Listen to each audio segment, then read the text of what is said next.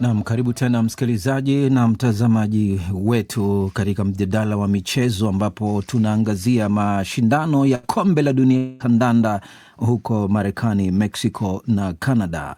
Australia leo itakipiga na Misri na Argentina itakuwa inatia dau dhidi ya Cape Verde na Colombia watakuwa wanakwana na Ghana.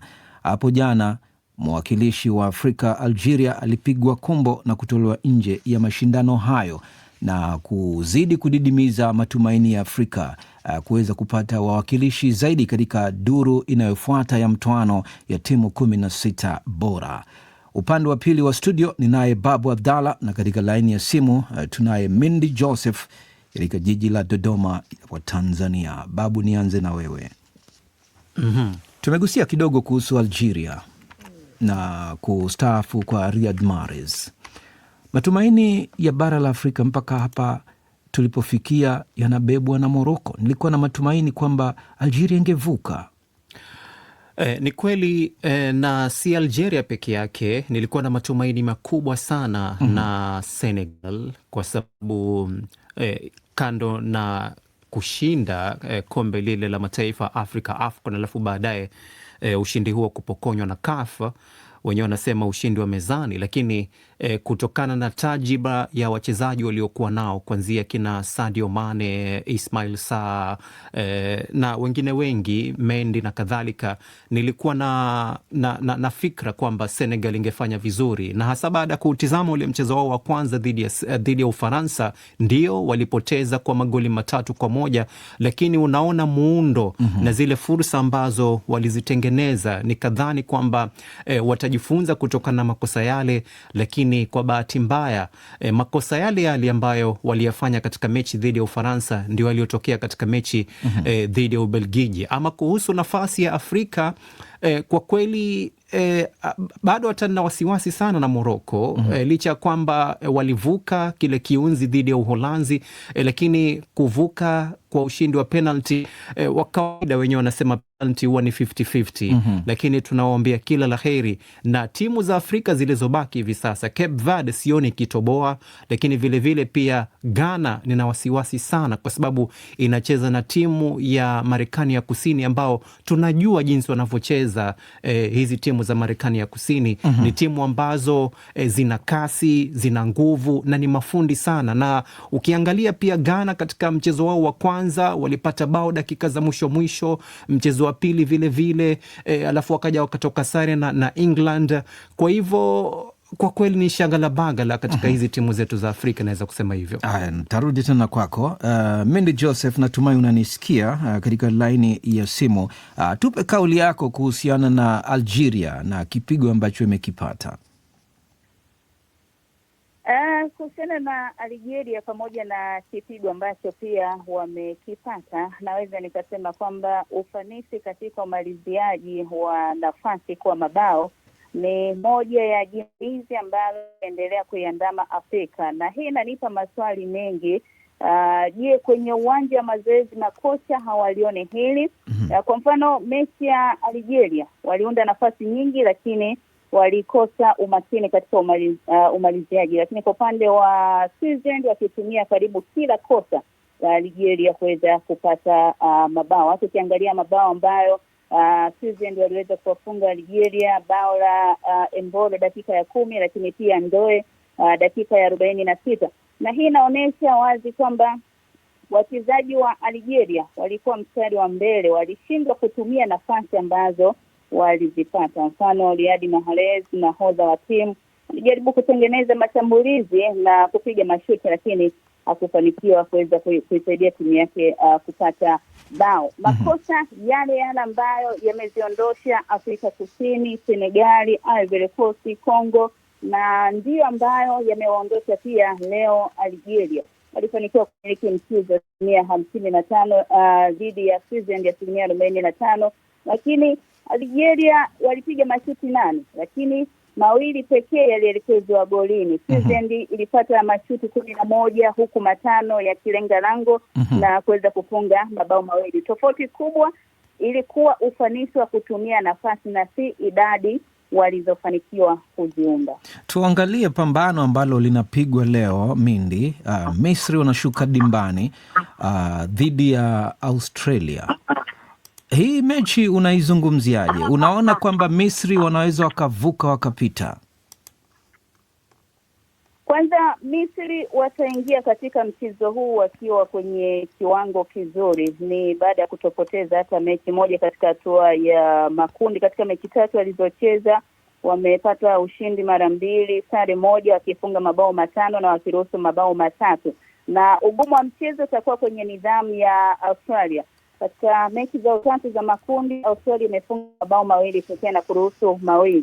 Na ukiangalia sasa, hii inaonyesha uimara wa safu ya ulinzi, lakini pia udhaifu katika eneo la ushambuliaji. Na kwa kiwango hicho, Misri ina nafasi kubwa ya kuibuka na ushindi ikiwa tu safu yake ya ushambuliaji watatumia vizuri nafasi ambazo watazipata. Ukiangalia kikosi kinaongozwa na Mohamed Salah, Trezeguet, lakini pia Ima Ashu, kinaonekana kuwa na ubora mkubwa zaidi wa kushambulia kuliko Australia ambao wanategemea zaidi Nestori Ilankunda kuleta matokeo zaidi. Babu, unamsikia hapo Mendi anasema Mo Salah na wenzake wanaweza kuwa na fursa ya kuipiga Australia. Mo Salah pengine na fursa sasa hivi kuonyesha makeke yake na kuinua timu yake juu kabisa na kuipeleka katika 16 bora.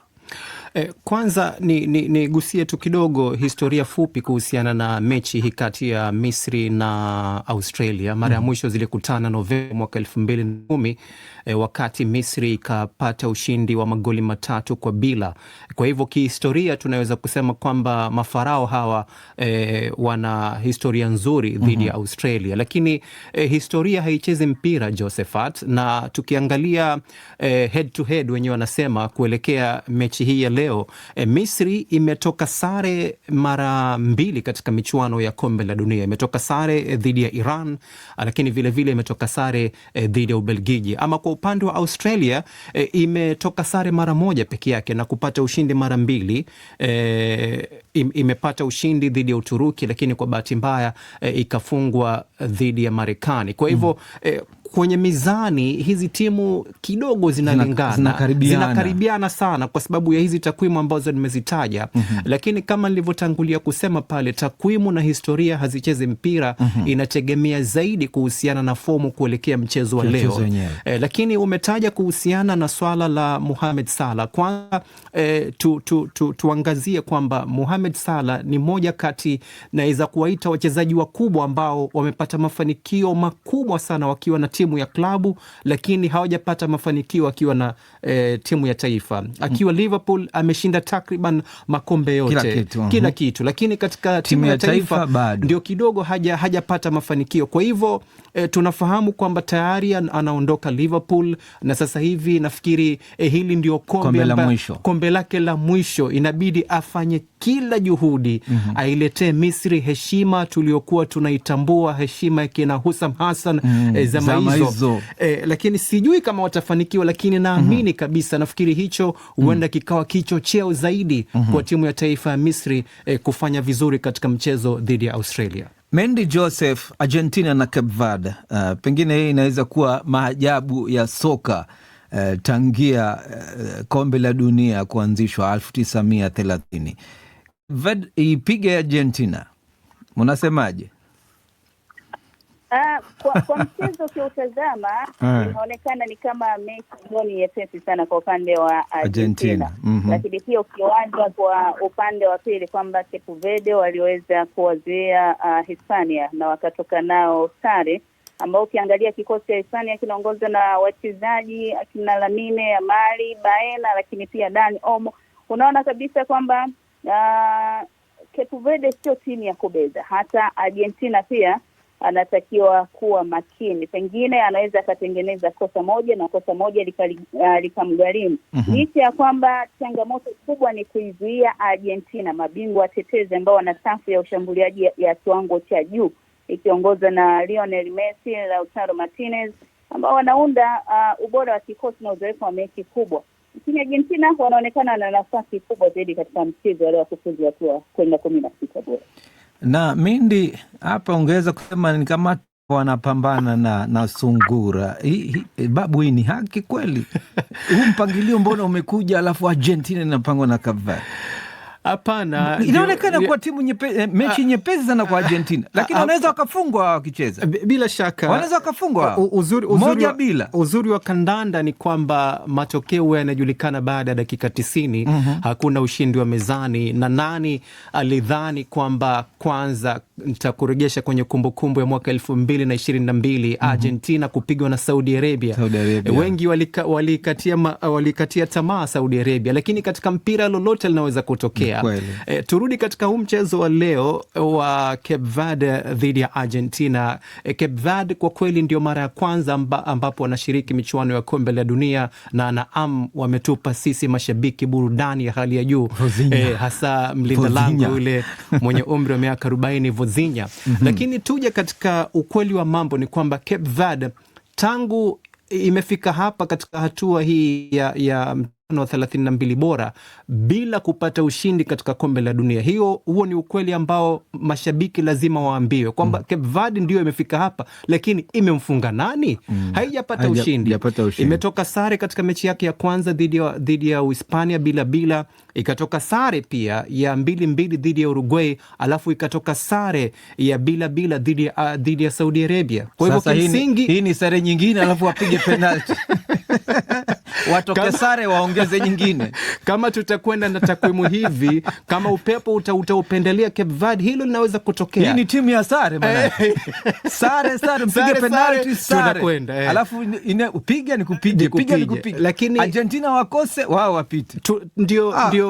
Ndio ndoto ya mashabiki wengi ya sasa, mashabiki ambao wanaitakia mema Cape Verde, lakini ukweli wa mambo ni kwamba moto wa Messi kwa kweli kuuzima itakuwa sio rahisi. Hatari. Na pia kuna kitu chengine, huu ushindani wa kiatu cha dhahabu kati ya Messi na Kylian Mbappe, nafikiri pia huenda ikampatia Messi morali kweli, kwa sababu wanajua chuma kinakuja kile. Kwa hivyo hapa ndio wakati kuandikisha jina. Ndio, lakini mimi sitoshangaa Babu kuona kwamba Messi anazimwa kabisa na kutiwa mfukoni. Wanaweza wakamzuia hawa. Vozinha naye pia yupo. Uzuri wa Messi ni kwamba licha ya kwamba anaweza kuzuilika, si kwamba hazuiliki, anaweza kuzuilika, lakini kuponyoka anaweza akaponyoka. Anaponyoka wakati wowote. Anateleza kweli yule. Hashikiki. Anaponyoka wakati wowote.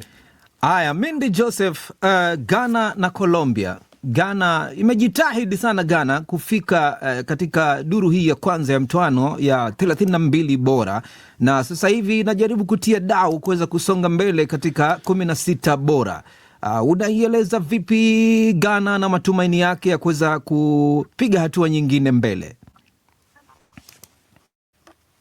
Kwa mtazamo wa mchezo utakavyokuwa, naweza nikatoa 50% kwa 50 Colombia na Ghana, na hii inatokana pia na viwango vya timu zote mbili. Colombia kiwango alichoonyesha hatua ya makundi, lakini pia kwa upande wa Ghana kiwango ambacho wamekionyesha katika hatua ya makundi, licha ya kwamba bado Colombia ina wachezaji wenye uwezo wa kubadili mchezo kama Luis Diaz, James Rodriguez na kijana ambaye ana kasi Gustavo. Lakini kwa upande wa Ghana pia wanao wachezaji ambao wanaweza wakaamua pia matokeo. Jordan Ayew, licha ya kwamba safu yao ya ushambuliaji bado haikuonyesha makali ambayo wengi walitarajia, lakini kitu ambacho kitaamua pambano ni ufanisi wa utumiaji wa nafasi ambazo watatengeneza wachezaji.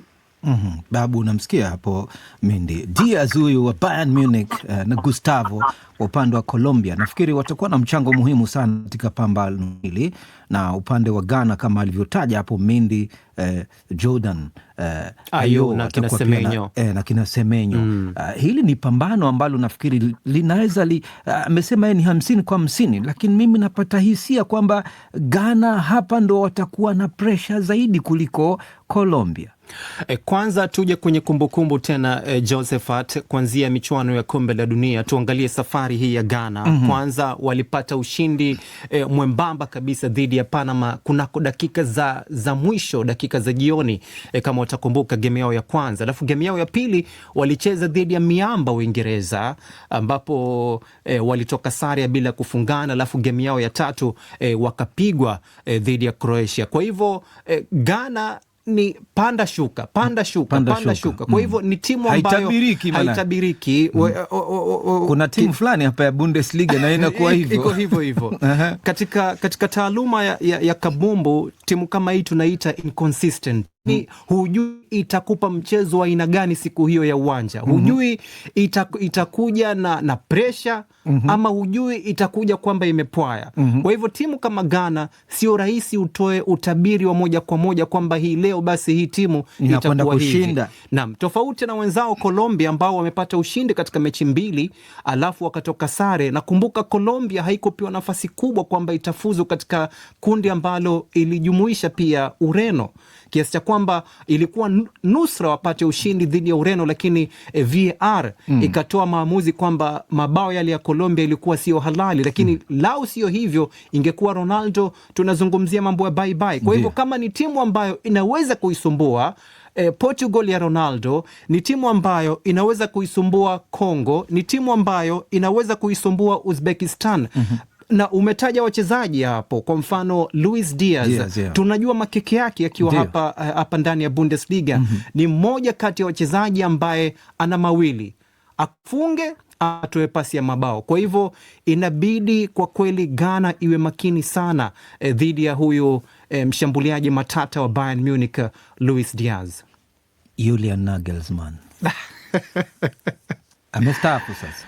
Ni rasmi kwamba amestaafu. Julian Nagelsmann amejiuzulu kwa sababu ya hiyo pressure. Sasa amejiuzulu kutokana na pressure, lakini pia sio yeye peke yake ambaye anakabiliwa na pressure, Josephat, na makocha kadhaa tayari wameshajiuzulu kwa sababu pressure ilikuwa imezidi na wameondoka. Bila shaka, kwanza mkurugenzi wa michezo Rudi Voller, lakini pia mkurugenzi mtendaji wa michezo hapa Ujerumani Andreas Rettich. Hawa ni baadhi ya viongozi wakuu ambao walipigania sana DFB iweze kumsajili Julian Nagelsmann kama kocha, lakini kwa bahati mbaya hakufanya vizuri. Lakini historia pia, Josephat, inaonyesha kwamba Ujerumani imekuwa na huu taratibu kwamba kocha anachukulia, anafanya vibaya katika kombe la dunia, anapewa muda mchache kidogo. Ilitokea kwa kocha yule aliyepata mafanikio akiwa na Bayern Munich, Hansi Flick. 2022 baada ya kutolewa akapewa siku 2 siku 3 akafutwa. Alikuja pia Joachim Löw mwaka 2018 baada ya kutolewa katika hatua ya makundi akapewa siku 2-3 na kipande akatolewa. Julian Nagelsmann hali kadhalika ametolewa. Sijui sasa hivi Klopp anakuja Mindy Joseph, sentensi moja Mindy Joseph, tufungie kuhusu timu za Afrika. Bado kuna safari ndefu sana, licha ya kwamba tumeweka rekodi ya kuingiza timu 9, lakini safari yetu ndefu sana. Bado ni ndefu sana. Haya, asante sana Babu Abdalla na Mindy Joseph, na msikilizaji kwa kuendelea kutufuatilia. Usiondoke, bado kuna makala inakuja. Karibu sana.